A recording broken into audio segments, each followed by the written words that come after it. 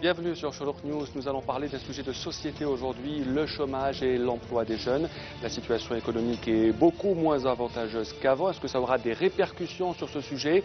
Nous écouterons des gens en demande d'emploi. Nous écouterons aussi le regard de l'expert, celui du journaliste, de l'entrepreneuse et de deux responsables du domaine de l'emploi. Place au débat.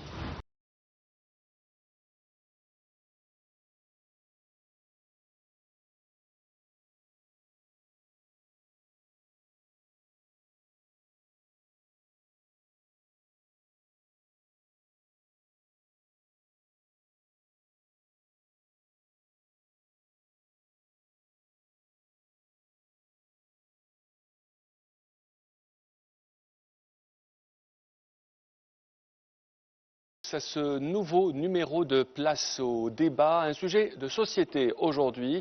Nous allons en parler avec nos invités. Il faut préciser aussi qu'il y a aussi un salon talent et emploi samedi. On souhaite d'abord la bienvenue à nos invités. Bonsoir Ali Boukhlef, vous êtes journaliste à Al-Watan, vous traitez souvent de ces questions de société et d'emploi. Avec nous également Louaï Jafar, directeur général d'Emploitique. Vous allez nous parler un peu de votre entreprise et de tout ce que vous avez fait depuis sa création. Avec nous également Mohamed Taha. Bonsoir. Vous êtes le directeur général de l'ANEM, entreprise extrêmement sollicitée.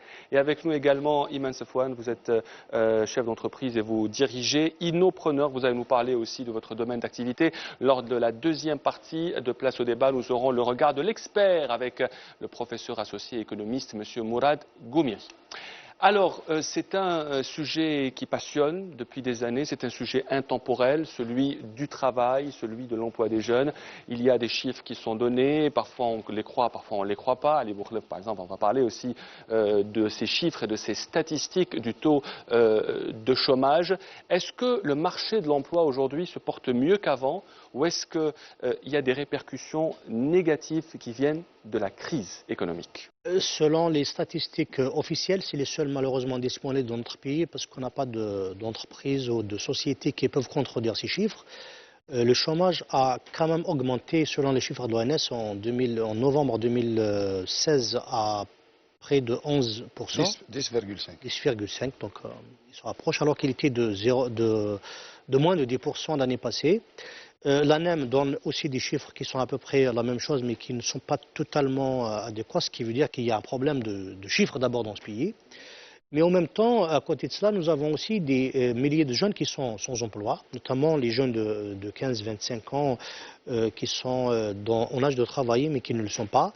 Et nous avons aussi énormément, et M. Chalal, je crois qu'il est au courant de ces histoires-là, des milliers de diplômés qui ont des universitaires qui ont des qualifications qui ne sont pas forcément adéquates au monde de travail, aux offres qu'on propose en Algérie, mais qui sont tous chômage aujourd'hui. Et il suffit de sortir dans des cités à côté pour voir des Ce sont les marginalisés du travail, ça veut dire malgré toutes les formules qui existent, ils n'arrivent toujours pas à entrer dans ce monde du travail. Nous aurons l'occasion d'écouter tout à l'heure quelques témoignages. Monsieur Chalel, vous dirigez l'Agence nationale de l'emploi. C'est vrai qu'il y a une grande différence de chiffres aujourd'hui, mais dans tous les cas, si je comprends bien, le taux de chômage a augmenté. C'est bien ça?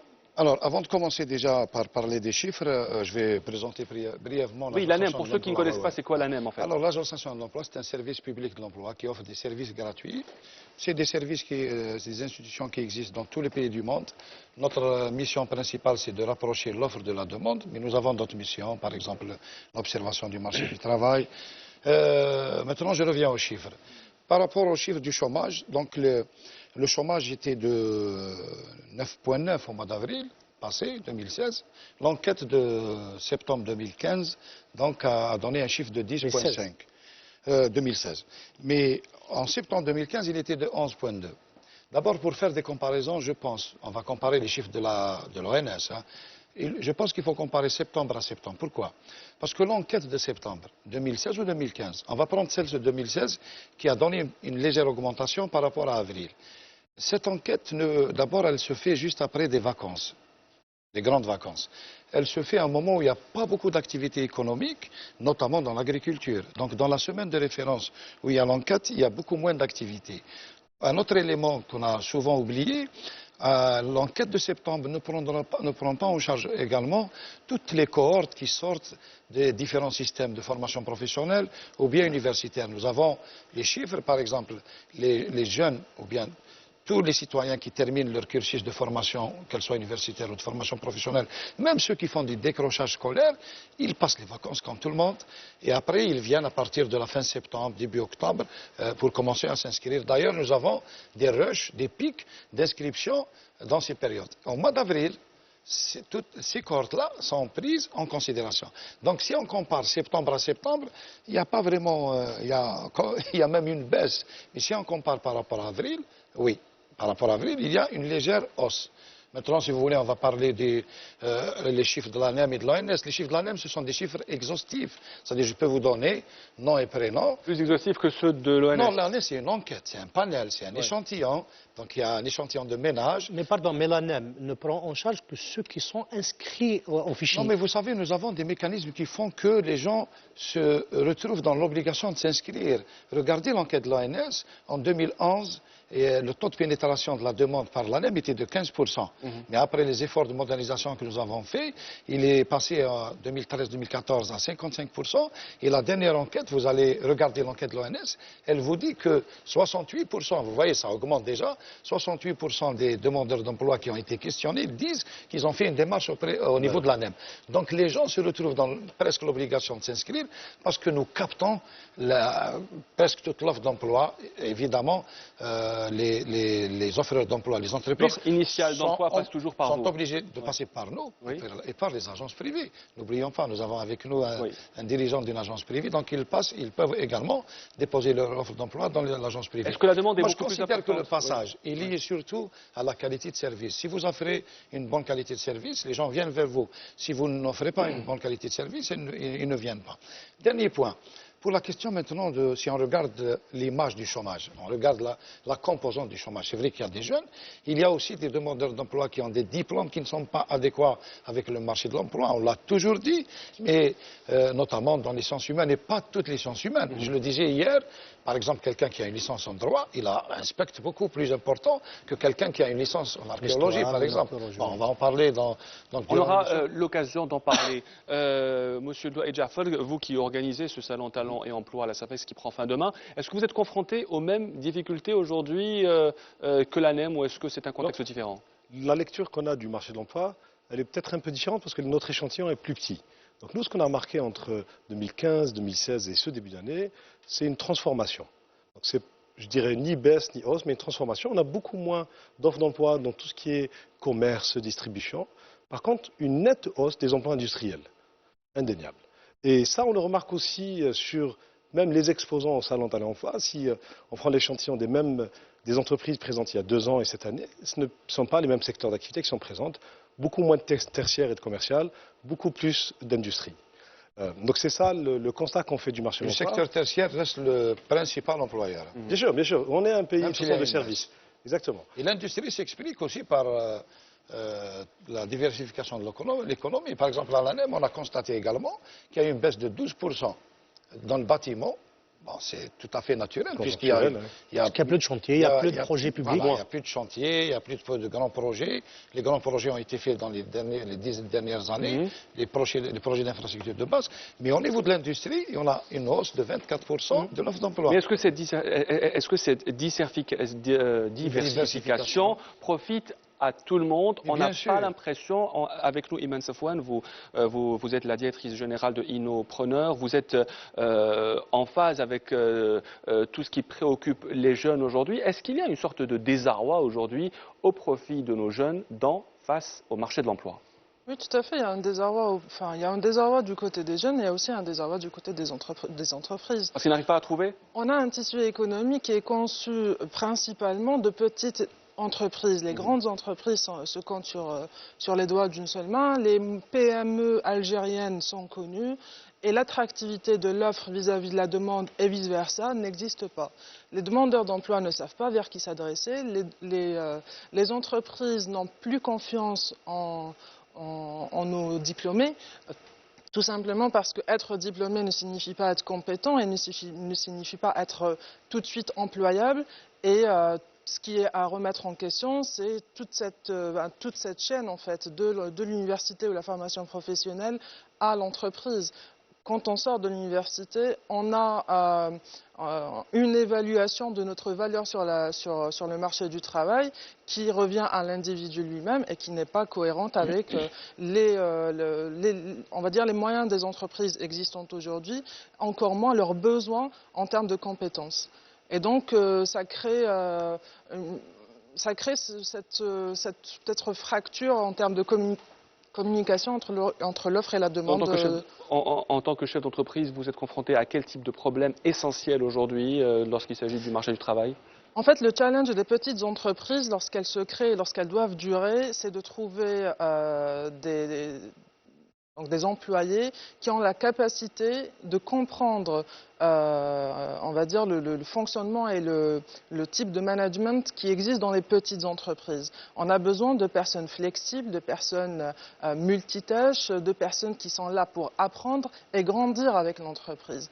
Aujourd'hui, quand on lance donc une offre d'emploi, par exemple, on va avoir des CV on va dire qui se ressemblent. On va avoir des personnes en entretien qui nous racontent un peu ce qu'on a envie d'entendre, mais en réalité, c'est tout autre chose. Et quand on arrive aux ambitions salariales, on a un décalage complet entre l'état de l'entreprise aujourd'hui et les ambitions salariales de ces qui sont beaucoup plus importantes. Est-ce que vous pensez qu'on peut aujourd'hui constituer cette main-d'œuvre-là ou ces compétences-là si on ne donne pas la chance aux gens? On donne la chance aux jeunes, mais un jeune qui est en entreprise et quelque part qui n'apporte rien, qui va attendre son salaire à la fin du mois, au niveau des petites entreprises et petites et moyennes entreprises, on ne peut pas se permettre ça. Et c'est là le décalage en fait. Mais je pense que ce n'est pas général, hein, parce qu'il y a une chance qui est offerte aux jeunes, notamment avec le dispositif d'aide à l'insertion professionnelle, qui est une aubaine déjà pour les entreprises, puisqu'elles bénéficient d'un arsenal d'avantages. Et puis, c'est une première chance pour les demandeurs d'emploi pour s'insérer sur le marché de l'emploi. Mais là, excusez-moi, mais est-ce que vous ne pensez pas que vous ouvrez une porte à la précarité, parce qu'il y a beaucoup de jeunes qui on va parler de la précarité de l'emploi. Si vous permettez, M. Dararni, juste pour répondre. Vous savez, les dispositifs publics de promotion de l'emploi, ça existe partout. Et les États, quand ça ne dure pas 10 ans quand même. Non, mais je termine. Mais quand vous avez une économie qui n'a pas les capacités d'absorber toute la demande, c'est normal que vous ne laissez pas en reste les citoyens. Mais je vais vous donner quelques chiffres. En 2011, on avait 1660 000 d'IAIP. Et la majorité était dans l'administration. Et on a renversé la tendance. Aujourd'hui, on a divisé par 10 le nombre de placements.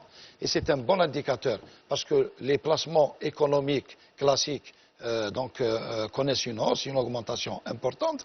Et les placements qu'on fait à travers ce dispositif, on les fait essentiellement aujourd'hui dans l'économie. 94%. Regardez comment on a renversé la tendance. 94% des placements, dans le cadre de ce dispositif d'aide à l'insertion, on le fait dans l'économie et c'est une chance pour le demandeur d'emploi et pour l'employeur. Mais je partage juste une idée qui a été développée par madame. Le manager aujourd'hui, il ne fait pas de social. Le manager donne une chance à un demandeur d'emploi pour qu'il apprenne. Après, il faut qu'il y ait une valeur ajoutée de cet employeur. Deux sujets. D'abord, je ne suis pas aussi catégorique qu'il y a une fracture entre la demande et l'offre. Madame.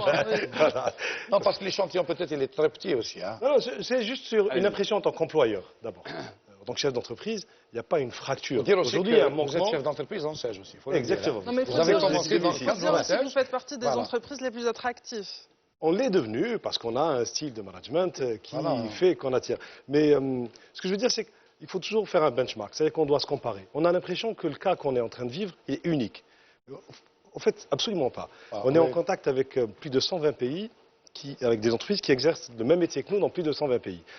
Et le même problème dans tous les pays en voie de développement, c'est ce manque d'intermédiation, l'inadéquation entre l'offre et la demande, la rareté des talents, et l'entreprise ne trouve pas assez de main-d'œuvre pour se développer. Ça, c'est une problématique globale. La rareté aussi de la main-d'œuvre qualifiée. C'est Exactement. paradoxal, hein, on le Exactement. retrouve dans Et- plusieurs économies. Et donc, il n'y a pas, en fait, c'est, si vous voulez, une fracture, mais c'est juste qu'il y a des manquements et qu'on n'est pas parfait, de toute façon, comme ailleurs. Après, pour revenir sur l'histoire des jeunes employés, nous, ce qu'on remarque avec nos clients, encore une fois, l'échantillon est petit, donc c'est une expérience d'emploitique. Le fait que les entreprises ne trouvent plus de personnes expérimentées pour venir travailler, occuper des postes importants, les a un peu mis devant la réalité et le fait de devoir recruter des personnes plus jeunes, avec moins d'expérience, et d'investir plus de temps, plus d'accompagnement, plus de coaching. Voilà. Donc ça, c'est clair. Et donc, du coup, les chefs d'entreprise, donc de la PME principalement, donnent la chance aux jeunes diplômés, parce que de toute façon, ils n'ont pas le choix. Les expérimentés boudent un peu la PME. Pourquoi? Parce qu'ils sont de toute façon appelés de partout. Sur ces profils-là, la demande des entreprises est plus importante que le nombre de candidats présents sur le marché. Et donc, ils ont beaucoup d'offres. Ils n'en ont pas de... De toute façon, on est sur une logique Donc il y a une minorité courtisée, une majorité... voilà. un peu- D'accord, Emma, Mais pour une certaine catégorie, il faut le préciser. Bien sûr, monsieur. Oui, je suis certaines d'accord, catégories. mais la difficulté, c'est que c'est considéré comme un investissement de notre part, oui, mais c'est un investissement qui tombe souvent à l'eau, qui n'a souvent pas de rendement. Et c'est là la difficulté, c'est que quand on investit en un jeune, on le forme, on l'accompagne, on le couvre carrément à apprendre le métier de l'entreprise pour qu'il soit rentable, parce que quoi qu'il en soit, pendant cette période où il est en train d'apprendre, il est payé pour qu'il soit rentable, et bien souvent, nos chercheurs d'emploi ne savent pas ce qu'ils cherchent. Et donc, lorsqu'ils intègrent une entreprise, ils ont un pied dedans, un pied dehors. Et nous, on va mettre tous les efforts nécessaires pour intégrer cette personne parce qu'on investit en elle un salaire et nos efforts et notre temps, pardon. Et on n'a pas en fait l'honnêteté de la personne en face pour savoir si c'est une personne sur laquelle on est en train d'investir à moyen long terme ou si c'est une personne qui est sur le départ. Oui, allez. J'ai juste l'impression que madame généralise et puis j'ai vu, comme beaucoup d'Algériens, l'exemple dont elle parle, puisque dans beaucoup d'entreprises, et je ne sais pas si c'est votre cas, mais les employés aussi cherchent l'assurance parce que dans beaucoup d'endroits, quand ils ont des salaires qui ne leur permettent même pas de manger décemment ou je ne sais quoi, il est obligé après de chercher juste à côté parce qu'il a un meilleur salaire, une meilleure situation. Donc c'est pour ça à peu près que... Non, mais si vous voulez, je vais apporter deux idées qui vont peut-être éclairer un peu plus. Vous représentez aujourd'hui l'État un peu sur ce plateau, donc Non, pas de problème, nous aurons je l'occasion de parler de la politique de l'État en Non, mais je matière vais parler d'emploi. déjà, mais ça a une relation avec ce que fait l'ANEM aujourd'hui. D'abord, il ne faut pas, je vais être un peu fort, il ne faut pas stigmatiser la demande, il faut la comprendre. Aujourd'hui, qu'est-ce que nous faisons au niveau de l'ANEM? Nous sommes en train de lancer des ateliers sur les techniques de recherche d'emploi, c'est important. Parce que le demandeur d'emploi, il faut qu'il ait d'abord la connaissance de soi. Il faut qu'il sache quelles sont ses compétences, il fasse son... Mais le bilan, il le fait avec nous. Je vais vous donner quelques réactions, même sur les réseaux sociaux. Quand on publie des ateliers de recherche, des jeunes qui sont autour d'un conseiller de l'ANEM, qui est en train de leur donner quelques notions sur les techniques de recherche d'emploi, d'entretien, sur comment vendre ses compétences, il y a des commentaires qui vous disent « Moi, je cherche un emploi, je ne cherche pas vos ateliers, je n'ai pas besoin de faire ça avant. » C'est une incompréhension. Il faut réagir professionnellement. Il faut essayer de continuer à attirer ces jeunes pour qu'ils comprennent, in fine, à l'issue d'un atelier comme ça, il finit par avoir une idée beaucoup plus solide et un comportement vraiment différent de celui qu'il a avant. Maintenant, pour les employeurs, donc cette frilosité est due également peut-être au langage qui est utilisé sur le marché de l'emploi. C'est pour cette raison qu'on a mis en place la nomenclature. Elle est maintenant sur le site internet, on l'a diffusée un peu partout. La nomenclature, c'est un facilitateur de la communication sur le marché de l'emploi. Peut-être que l'employeur ne sait pas ce qu'il cherche. Et peut-être que le demandeur ne sait pas ce qu'il veut. La nomenclature, voilà. C'est un instrument, un référentiel qu'on utilise sur notre système d'information, mais que nous avons mis sur Internet qui permet à l'employeur d'affiner sa demande. À propos de affiner et de je ne sais pas ce qu'il cherche ou pas, Iman Safwan a mis l'accent sur le fait qu'on ne peut pas trouver les meilleurs jobs, les meilleurs métiers pour les bons profils. Est-ce que vous êtes confronté à ça, vous, en politique? Non, mais il faut leur expliquer déjà avant. C'est le processus le plus difficile, c'est de pouvoir trouver le bon emploi à la bonne personne. Il faudrait que ce soit la bonne personne qui fasse ce travail. Parce que recruter, c'est un métier. La bonne personne chez vous, en politique? Non, partout. Un chef d'entreprise, son principal job, c'est de s'entourer de bonnes personnes. Donc il faut avoir un bon DRH. Un Le bon chef DRH, d'entreprise. de toute façon, Et dans nous- une PME, il n'y a pas de ou même, DRH, voilà, c'est voilà. le chef d'entreprise Voilà. qui joue ce rôle. Mais en tout cas, c'est un métier dans lequel il faut investir beaucoup de temps. Donc, parce qu'on ne peut pas recruter une personne en rencontrant 2 ou 3. Il faut au contraire rencontrer des dizaines, faire des tests, Voilà. les voir 3, 4 fois. Dire, bon, il faut investir le temps. C'est vrai que les chefs d'entreprise disent, on n'a pas le temps, on veut recruter, c'est urgent. Mais bon, si on n'investit pas assez de temps et Souvent, de ils passent à moyens côté pour quand ils font- choisir la bonne personne, ça sera un échec et autant d'argent gaspillé. Donc oui, c'est difficile. Dans tous les secteurs d'activité, aujourd'hui, il n'y a pas un secteur, un métier, où vous allez voir un recruteur qui vous dit c'est facile. Impossible. C'est difficile, mais ce que je disais, c'est que ce n'est pas le cas de l'Algérie ou de notre marché. Juste sur un autre point, sur la volatilité de la main-d'œuvre ou le fait que les personnes changent beaucoup. Ça aussi, c'est un phénomène mondial. Bien sûr. C'est une nouvelle génération aujourd'hui qui ne voit pas une carrière dans une entreprise sur 3 ans. Impossible. Vous allez voir, poser la question à un demandeur d'emploi, qu'est-ce que vous voulez faire dans 3 ans? Il vous dit, je ne sais pas. D'abord, Ils sont plus flexibles aujourd'hui. ils sont plus flexibles, on change de métier beaucoup plus souvent. Avant, on changeait de métier tous les 5-10 ans. Maintenant, tous les 2-3 ans, une personne change un métier. Et on n'est plus dans ce rapport hiérarchique entre l'entreprise et le candidat. On est sur un rapport plus horizontal. Bien sûr, là, je ne parle pas de tous les candidats, mais c'est une tendance. Et la demande la plus importante, elle est dans quel domaine exactement, que ce soit à l'ANEM ou que ce soit à Emploitique? Ça La demande la plus dépend. importante. Pour les agences privées, je pense qu'ils ont une demande un peu particulière. Elle va en parler. Mais pour nous, nous avons toute la demande. On a des demandes d'emploi pour des postes supérieurs. On a des demandes. Mais la majorité des demandes, bien entendu, donc c'est les universitaires. Et on a plus de 45%, même l'ONS le dit, ils n'ont aucune formation ni qualification. Et aujourd'hui, au niveau de l'ANEM, nous avons l'orientation, j'allais dire presque obligatoire, mais on le fait à travers des efforts de sensibilisation. Vous savez, quand vous recevez un jeune de 20 ans qui est pressé de travailler, il vous dit, il faut que je commence à travailler rapidement. Nous, nos conseillers qui sont formés dans ce domaine, attention, c'est-à-dire on les a formés sur l'entretien de demandeurs, sur la gestion des conflits, sur un certain nombre de modules qui leur permettent de bien accompagner le demandeur d'emploi. On lui explique qu'il est beaucoup plus intéressant pour lui d'aller faire une formation.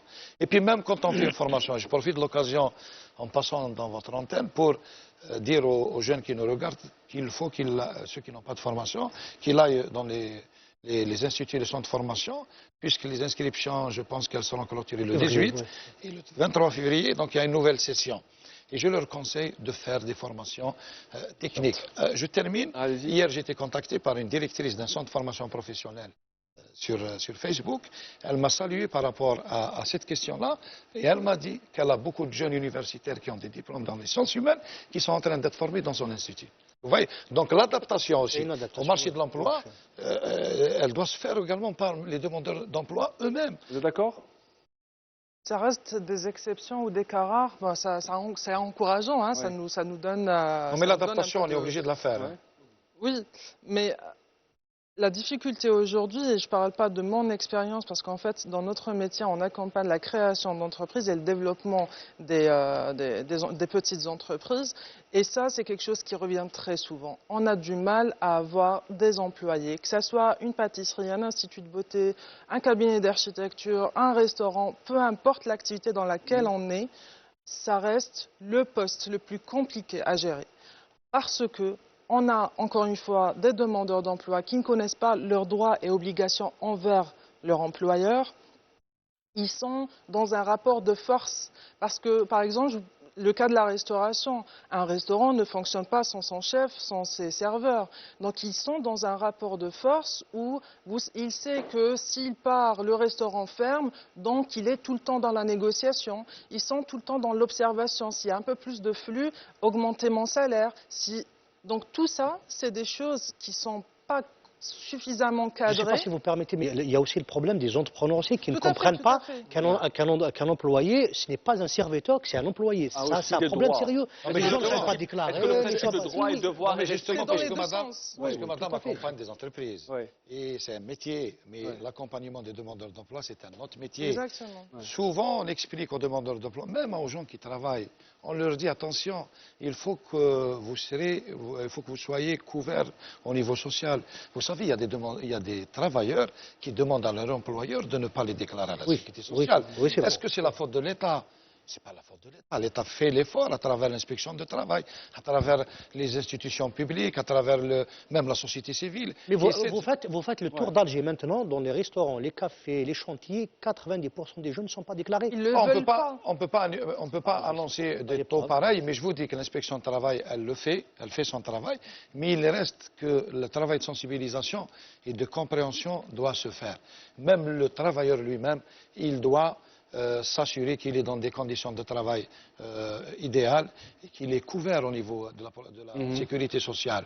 Est-ce que c'est le cas, Aïda Faria? Il y a un rapport de force? Oui, sur le rapport de ce que je disais, c'est qu'aujourd'hui, c'est une relation plus horizontale que verticale entre le demandeur d'emploi et de l'entreprise. Chacun a besoin de l'autre pour travailler, et c'est normal que les uns et les autres négocient. Nous, c'est comme ça qu'on voit la chose. Juste sur l'adéquation de l'offre et de la demande. Je reviens sur ce que disait M. Chalal, sur les centres de formation et tout ça. On a un problème de vision de la société, et ce n'est pas les personnes qui arrivent sur le marché de l'emploi. Avant, on s'adresse aux parents qui orientent leurs enfants. Aujourd'hui, tout le monde veut voir ses enfants faire l'université. Il y a aussi le regard. Il y a aussi le regard.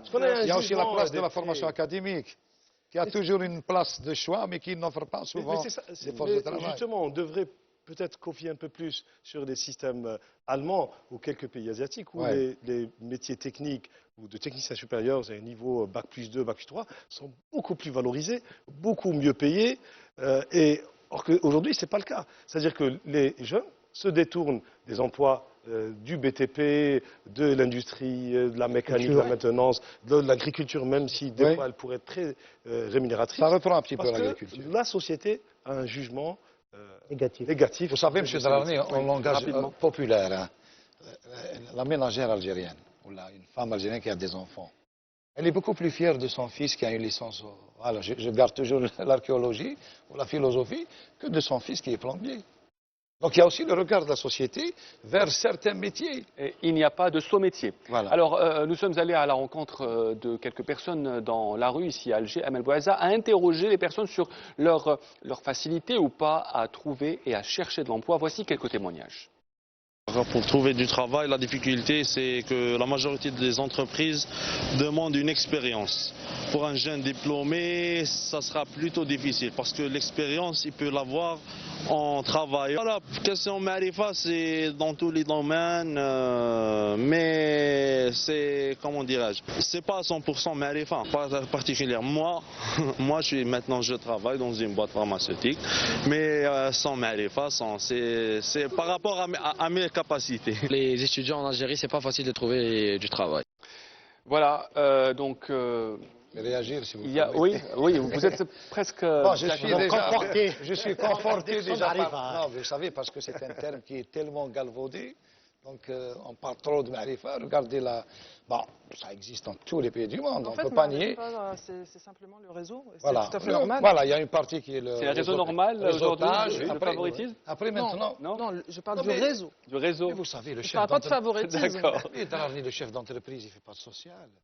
Il ne va pas recruter quelqu'un parce qu'il le connaît uniquement. Non. Non, en fait, c'est la rapidité à laquelle l'information peut arriver. Les grands recruteurs aujourd'hui, c'est le secteur privé à 77%. Ce que j'ai aimé chez le jeune qui vient de parler, il vous a dit, j'ai été recruté normalement. Et le système d'information qu'on a mis en place, c'est un système qui fait le rapprochement électronique sur la base d'un référentiel métier qui est la nomenclature algérienne des métiers et qui ne tient pas compte des éléments subjectifs. Et je vous donne un petit scoop. Vous savez, dans certaines régions, on a même des jeunes qui sont contre ce système parce qu'ils ont l'habitude d'être recrutés sur la base d'une association, dans certains cas qui n'est même pas agréée, qui représente un quartier, un village, je sais pas, une agglomération, et qui vient vous dire, voilà, nous avons une liste. Nous sommes passés maintenant à un système qui prend en considération les compétences, le vécu, les conditions de l'offre d'emploi, pour choisir. Après, l'employeur finit par faire sa sélection. Pour ça, vous êtes d'accord avec M. Chalal quand il dit que on respecte le réseau officiel, qu'il n'y a pas de favoritisme ni de... Effectivement, ces dernières années, l'ANAM gagne beaucoup de crédibilité, c'est la réalité. Seulement, recruter sans favoritisme, notamment dans le secteur public. On est très très loin de la réalité, malheureusement. Dans le secteur privé, effectivement, même s'il y a toujours des recrutements par connivence ou par connaissance, c'est un peu moins fréquent que chez le public, mais le public, c'est connu. C'est la majorité. Enfin, il y a une étude qui est sortie récemment. Je ne sais pas quel organisme privé l'a faite, mais la majorité des jeunes Algériennes souhaitent travailler chez le public beaucoup plus que chez le privé parce que l'entreprise privée a une réputation. Et ça aussi, c'est une. Vous faites bien de le dire avant de clore la première partie de Place au débat. Comment expliquer cet intérêt pour le public plus que pour... Moi, j'étais au public, j'ai quitté le privé. Moi, je pense que ça se passe dans le subconscient. Ah oui? Oui, parce qu'on a, a souvent l'idée que l'emploi le plus stable, il est dans le secteur public. C'est-à-dire qu'on n'est pas encore sorti. Parce qu'on ne peut pas vous renvoyer, en fait. Dans notre subconscient, on n'est pas encore sorti de l'État employeur, l'État investisseur des années avant 90, donc vers la fin des années 80, où il y a eu une ouverture, donc l'ouverture vers la création d'entreprises. L'État s'est retiré, a commencé à se retirer progressivement.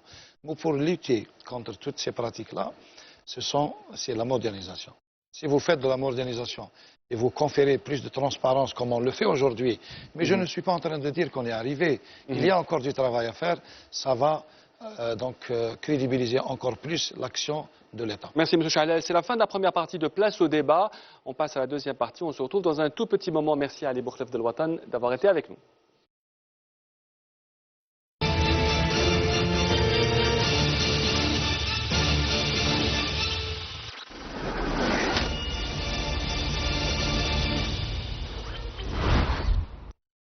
Bienvenue à la deuxième partie de Place au débat. Nous sommes sur Cholour News. Nous recevons un invité en plus supplémentaire sur notre plateau. Bonsoir, Mourad Goumiri. Vous êtes professeur associé, vous êtes économiste. Alors, vous avez assisté en spectateur sur la première partie. Qu'est-ce que vous avez pensé du débat, honnêtement? Bon, premièrement, c'est un débat que j'ai à cœur parce que j'ai fait partie des premières équipes il y a 20 ans en arrière, ça ne me rajeunit pas, qui ont mis en place ce qu'on appelle aujourd'hui l'emploi des jeunes. J'aime pas beaucoup ce terme. Oui. Je préfère les primo souvent galvaudé aussi. Demandeurs d'emploi. Oui, il n'y a pas d'âge pour l'emploi. Enfin, voilà, je veux dire, à part quand on arrive à, comme moi, à mon mieux âge. commencer quand on est jeune aussi. Voilà. À partir de ce moment-là, dans notre vision à l'époque, on considérait que l'emploi, en tous les cas les structures de soutien, etc., devaient absolument être disposées à côté du système éducatif et de formation professionnelle. En parallèle, ça veut dire? Non, à côté, à la porte. À la porte, oui. À la porte de l'université, à la porte du CFPA, à la porte, etc. Ces structures devaient être... Et quand on entend parler de dysfonctionnement offre-demande, quand on entend parler d'un côté une demande importante et de l'autre un chômage important, bon, ça veut dire clairement qu'il y a un dysfonctionnement entre offre et demande, ça c'est clair. Quelles que soient, si vous voulez, les conditions de l'offre dans les différents segments de marché, parce que l'emploi ce n'est pas quelque chose de général, ce n'est pas une généralité. Il y a des segmentations de marché, de la main-d'œuvre la moins qualifiée à la main-d'œuvre la plus qualifiée. Donc dans tous ces segments de marché, l'emploi devient un élément crucial, mais qui appartient à l'entreprise. Quand on entend, la dernière fois j'entendais le Premier ministre dire au Wali, il faut investir, c'est ubuesque. Ouais. On est dans le cinéma comique. L'entreprise est la seule créatrice d'emplois. Et vous êtes tous d'accord un peu sur ce plateau que c'est vraiment une règle de base. On le dit tous les jours. Voilà. C'est une règle de base. Oui. Donc, c'est à l'intérieur de l'entreprise qu'il faut agir pour qu'elle puisse créer des emplois. Je ne parle pas des fonctionnaires. C'est la question qui se pose, M. Goumiri. En tant qu'État, l'État a aussi un pendant économique et elle recrute. On est passé de 100 000 policiers à 180 000.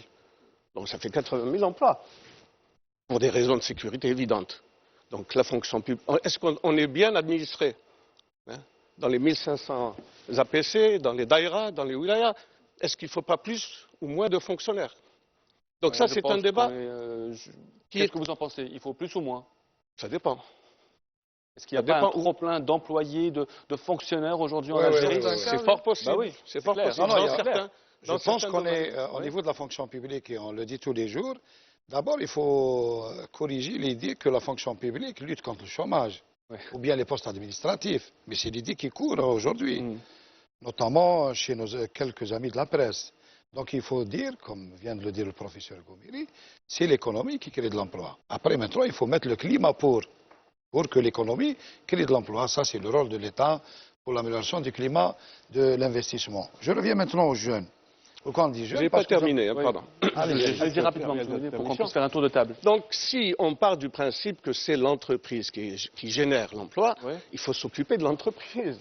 Oui. Il faut lui donner les moyens environnementaux, c'est-à-dire le soutien, etc., le système bancaire défaillant que nous avons, par exemple. Et il faut lui donner un certain nombre de textes qui la rendent flexible, aller faire le parcours du combattant pour avoir un registre de commerce, pour vous installer, etc., etc. C'est tous ces éléments-là qui font que l'entreprise, et en plus, nous avons un carcan à travers le Code du travail qui est extrêmement rigide. Donc c'est tous ces éléments qu'il faut voir pour prendre en compte cette dimension de l'emploi.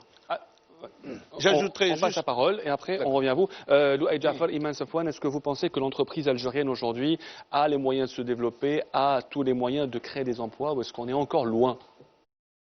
Bon, entrepreneur, je suis optimiste. Oui. Je vous dirais que ça s'améliore. Soyez réaliste. Oui, non, mais vous savez, l'entrepreneur a la tête dans les étoiles, mais les pieds sur terre. Donc, moi, si je compare mon parcours, d'accord, on a créé l'entreprise en 2005, on a commencé l'activité en 2006, aujourd'hui, 10 ans après. Aujourd'hui, je constate qu'il y a des démarches administratives qui ont été simplifiées. C'est un peu plus facile aujourd'hui, mais on est loin du compte. Et si on doit se comparer à des pays qui sont semblables, on a encore beaucoup de retard à rattraper pour faciliter l'acte d'investir. C'est-à-dire qu'il y a de l'amélioration, mais sincèrement, elle n'est pas suffisante. Iman Safwan? On se parlait tout à l'heure de l'instabilité de l'emploi, du fait que l'employé ne passe pas beaucoup de temps dans l'entreprise. Le temps qu'on ait de finir les démarches de recrutement, il décide déjà de repartir. Ça vous donne une idée sur la lenteur. Et ça, c'est embêtant. Bien sûr. Oui. Rien que le temps qu'on passe sur les démarches, la lenteur des démarches, la liste interminable de papiers, les allées-venues par-ci, par-là. Alors là, si on fait appel à un des dispositifs, et ça, je vous en parlerai un peu plus tard, d'aide à l'emploi. ANEM, ANSEJ. Non, je parle des différents contrats proposés par l'ANEM pour aider justement les jeunes entreprises à recruter. Oui. Ça prend encore plus de temps et le temps qu'on ait à finir ça, parfois la personne décide déjà de repartir. Pourquoi ils ne sont pas rapides à l'ANEM ou c'est quoi le... Non, c'est ça le problème? C'est un paquet de documents, c'est 50 000 copies, c'est... Vous exagérez. Pourquoi un paquet de documents et 50 000 copies? Je vais commencer déjà par rebondir sur ce qui a été dit avant. Bon, en parlant de l'emploi des jeunes, on va donner juste l'image de la composante du chômage en Algérie. Il est toujours, donc le chômage en Algérie, c'est toujours un chômage de primo-demandeurs et de jeunes, hauteur de 77-78%. Donc on a affaire à des jeunes qui rentrent pour la première fois sur le marché de l'emploi. C'est pour ça que le dispositif qui existe aujourd'hui, c'est des dispositifs qui sont adaptés à cette catégorie. Pour la question de la fonction publique, il faut éclairer aussi les téléspectateurs et l'opinion publique en général. La fonction publique, quand elle recrute parce qu'elle a des besoins. On a besoin d'enseignants. Le secteur de l'enseignement supérieur ou de l'éducation nationale organise des concours et ça ne passe pas par l'ANEM. C'est la fonction publique. Donc, mais c'est pas fait pour créer de l'emploi. Mais malheureusement aujourd'hui, beaucoup de gens mettent le focus sur uniquement ce qui est fait dans la fonction publique. Alors, je vous donne juste un chiffre. Au niveau de l'économie, cette année, plus de 488 000 placements dans l'économie. C'est important par rapport à quelques 13 000 ou 20 000 de la fonction publique. Maintenant, pour les 50 000 copies. Voilà, il n'y a pas 50 000 copies. Je rejoins ce que dit M. Louaï Jafar. Il y a déjà un effort de simplification qui est fait. Il y a un groupe de travail ou une commission qui est dirigée par le Premier ministère. Et nous avons vraiment réduit presque à néant, notamment dans l'emploi classique. Parce qu'un jeune, quand il vient s'inscrire, d'abord le dossier est consultatif. On le voit. pièce d'identité, CV. Pour les questions d'extrait de naissance, on a un accès direct sur le fichier électronique de l'état civil, donc on ne demande plus ce document. Après, il y a de l'entraide administrative entre nous et les caisses de sécurité sociale pour faire quelques vérifications. Je vais terminer rapidement. Maintenant, pour le DIP, mais c'est tout à fait normal. Si vous prenez, quand vous bénéficiez des avantages de l'État, c'est normal qu'on demande quelques documents. Alors, je vais vous donner un exemple. Si vous êtes une entreprise qui ne paye pas la casse-lance, je ne vais pas vous donner des employés dans le cadre, je ne parle pas de vous, hein, je suis en train d'éclairer. Donc c'est tout à fait normal qu'on demande un certain nombre de documents qui sont légers, mais qui ne sont pas autour de 50 000. Monsieur Gomiri, vous avez participé il y a quelques années, vous venez de le dire, à lancer la politique nationale en termes d'emploi des jeunes. Nous sommes en 2017. Que pensez-vous de la politique algérienne en termes d'emploi? Est-ce qu'elle est efficace? Est-ce qu'elle porte ses fruits? C'est une catastrophe. Pourquoi? La politique de l'emploi des jeunes, c'est une catastrophe. Nous ne l'avions jamais conçue comme ça. Si vous voyez les milliards qui ont été engloutis dans cette affaire, et vous voyez la destination et les conséquences, 80% des ressources sont parties dans le secteur tertiaire, et notamment le transport. C'est-à-dire, qu'est-ce que c'est exactement? Les gens sont partis acheter des camions chinois, dont on ne connaît ni l'origine, on ne sait pas comment ils marchent, ni pièces détachées, etc. Dernièrement, le directeur du Trésor, à travers le ministre d'ailleurs, a dit qu'il va falloir effacer, parce que cet argent, on sait qu'elle est partie, elle ne reviendra pas. Il y a des gens qui ont revendu leurs camions, qui les ont traduites en devises au Square Port Saïd, et qui sont partis immigrer, clandestins, etc. Donc, c'est ça le drame. C'est qu'il y a eu un effort, mais complètement détourné, et on a débouché sur cela. Qui construit actuellement en Algérie? La demande publique extraordinaire. Normalement, on aurait dû profiter, toutes les entreprises nationales auraient dû profiter de cette demande publique extraordinaire. Mais qui en a profité? C'est les Chinois, c'est les Turcs, c'est les ceci, c'est les cela. C'est ça la réalité. Ils ont l'expérience, non? Écoutez, ils ont l'expérience. Construire un bâtiment. Si nous ne sommes pas capables d'avoir des entreprises pour construire un bâtiment, je crois qu'il faut qu'on revienne à 50 ans en arrière. Il ne s'agit pas de construire un Boeing. La route n'a pas été mise dans cette affaire. Quand ils vont construire, quand ils vont apprendre, c'était l'occasion ou jamais de former des centaines d'ingénieurs de travaux publics en les fondant. Que d'occasions ratées selon vous, Moulad Gomiri? Ce n'est pas selon moi. Regardez autour. Vous savez qu'actuellement, avec le renvoi des Africains dans leur pays, qui étaient en position d'illégalité, etc., je comprends particulièrement bien les problèmes sécuritaires. Un renvoi parrainé par Mme Habilis? Enfin, Mme Habilis, s'il vous plaît, elle n'a fait qu'obéir aux instructions qu'elle a reçues. Bien sûr. C'est un fonctionnaire. On se démet ou on s'exécute. Mais actuellement, dans les chantiers, il n'y a plus de travailleurs.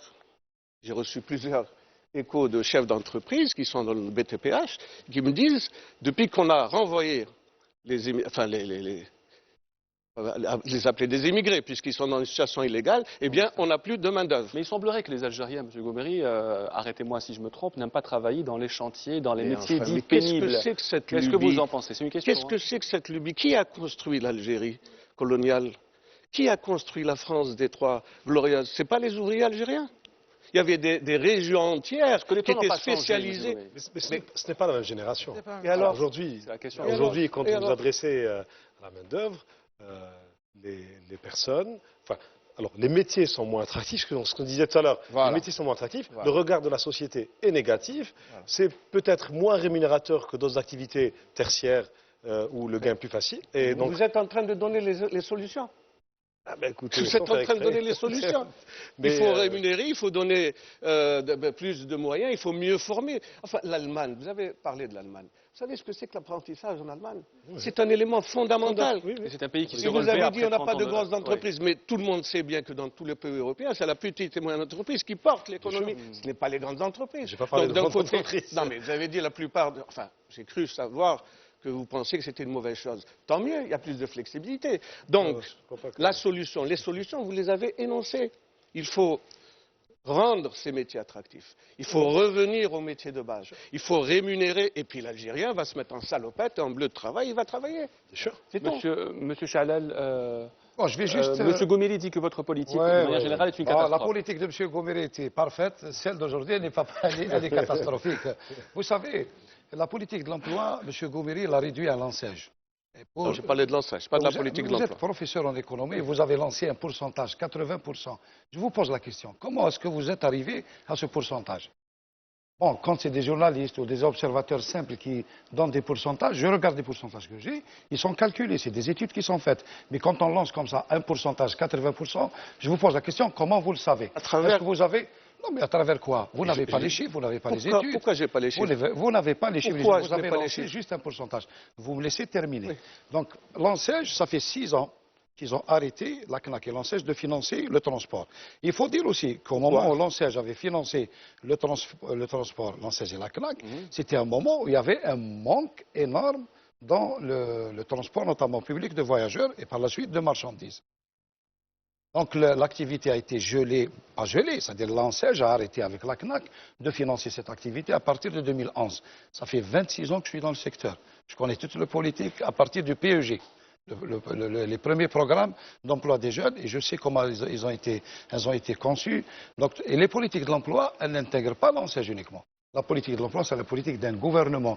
La politique économique, par exemple, la diversification de l'industrie aujourd'hui, ça rentre dans le cadre, c'est un élément de la politique de l'emploi. La formation, ça rentre dans le cadre de la politique de l'emploi. La politique de l'emploi, c'est pas l'ANSEJ. Et on se trompe encore une fois en pensant que l'ANEM crée de l'emploi, que l'ANSEJ accompagne la création d'entreprises. Vous me laissez, s'il vous plaît, juste terminer. Oui. Bon, le secteur tertiaire, c'est le secteur qui crée plus d'emplois. Après, le transport, c'est une partie du secteur tertiaire, parce que le secteur tertiaire, il est beaucoup plus important. Les mots ont des sens.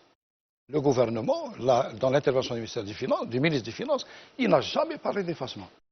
Il y a une possibilité de rééchelonnement des dettes. Rééchelonner, dans le dictionnaire, ne veut pas dire effacer. Mais on parle souvent d'un probable effacement. Il n'y a pas d'effacement. Il n'y a aucun effacement. Une dette, ça se rembourse. Après, avec la banque ou avec l'ANSEJ, il y a des choses on peut refaire le tableau, on peut restructurer une dette, on peut peut-être annuler même des pénalités. Je ne suis pas en train de dire que ça va se faire, mais il n'y a aucune possibilité d'effacement. Je n'ai pas encore terminé. Oui, mais rapidement.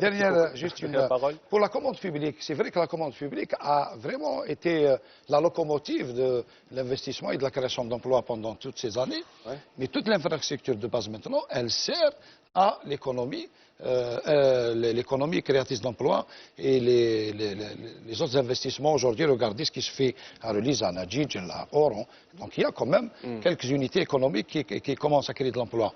Et les barrières qui sont mises à l'importation de beaucoup de biens et certains services aujourd'hui, c'est une aubaine pour nous. Beaucoup pensent qu'avec la crise, il n'y aura plus d'emploi, il n'y aura que du chômage. Mais avec la crise, ça a créé aussi des opportunités d'investissement dans des secteurs où des biens et des services étaient importés. Merci, M. Donc, au lieu de créer de l'emploi à l'étranger, on crée de l'emploi en Algérie. En tant que chef d'entreprise, vous dirigez Innopreneur. Quel regard vous portez sur toutes ces formules de création d'emplois? Est-ce que ça vous a aidé ou est-ce que ça... Moi, je trouve que l'Algérie a tendance à avoir de très bonnes idées, mais qui sont très mal exécutées. L'ANSEJ, d'ailleurs, de par son nom, et je pense qu'on devrait changer de nom à cette agence, Agence nationale de l'emploi des jeunes, alors qu'on accompagne de soutien aux jeunes, alors qu'on accompagne et on finance la création d'entreprises, je ne comprends pas. Je ne comprends pas ni comment que c'est fait, ni pourquoi on ne remet pas en question le fonctionnement. Ça a évolué depuis sa création jusqu'à maintenant. Lorsque ça a été créé, il n'y avait pas de culture entrepreneuriale en Algérie, il faut appeler un chat un chat. On a financé, on va dire, dans une situation d'urgence, des projets, des bus, etc. Bref.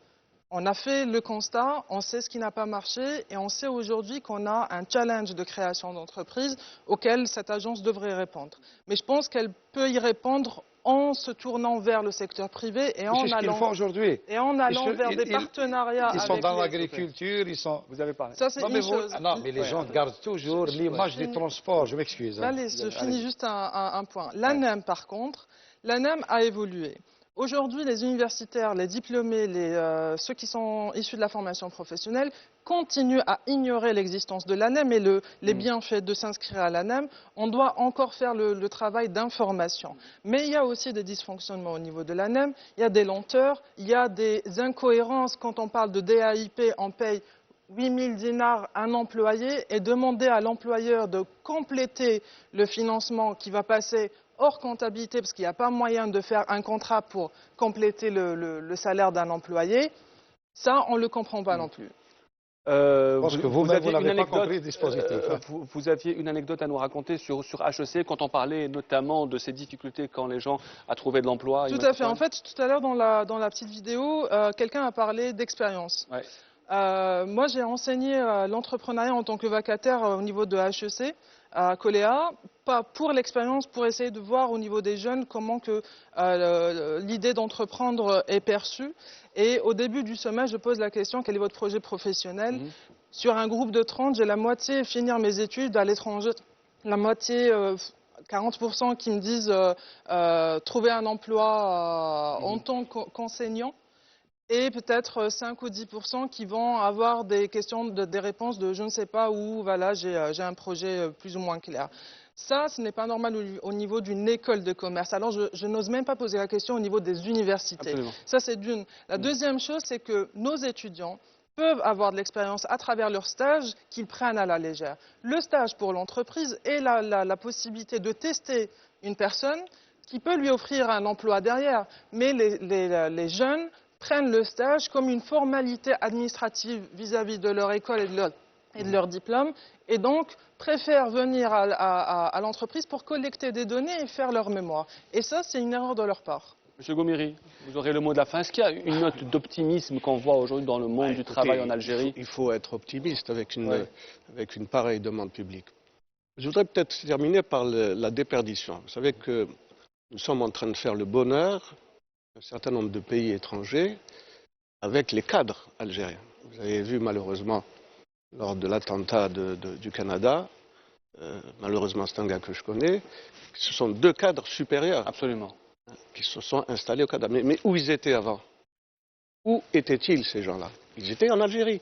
Pour la plupart, ils ont fait des études primaires, secondaires, même universitaires, un troisième cycle, plus ou moins, sinon à l'étranger. Ensuite, ils ne sont pas partis. Donc il faut se poser la question, pourquoi, je ne dirais pas tous les meilleurs, mais la plupart, parce que pour aller de l'autre côté, il faut être capable. Il faut avoir, c'est là-bas, il n'y a ni coup de téléphone à M.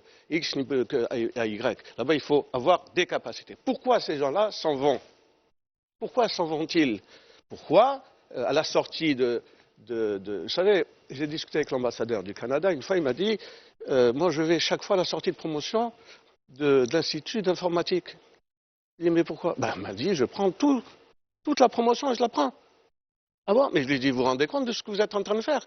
On met des milliards pour les former et vous les prenez. Ah il m'a dit, écoutez... C'est légal. Non, il m'a dit, non, il m'a répondu très clairement. S'ils étaient pris en charge dans votre pays, ils ne seraient pas venus dans le nôtre. Donc ça, c'est la question reste posée. Pourquoi les gens s'en vont? La note de la fin est sans doute les meilleurs en plus. Sans doute le sujet d'une prochaine émission. Merci à vous d'être venu à Place au débat. Merci Mounad Gomiri, professeur associé. Merci Louaï Jafar, général de l'ANEM. Iman Safouane, directrice générale d'Inopreneur. Merci également à Ali Boukhlef Delwatan qui était avec nous lors de la première partie. Merci de votre fidélité. On se retrouve vendredi prochain comme d'habitude.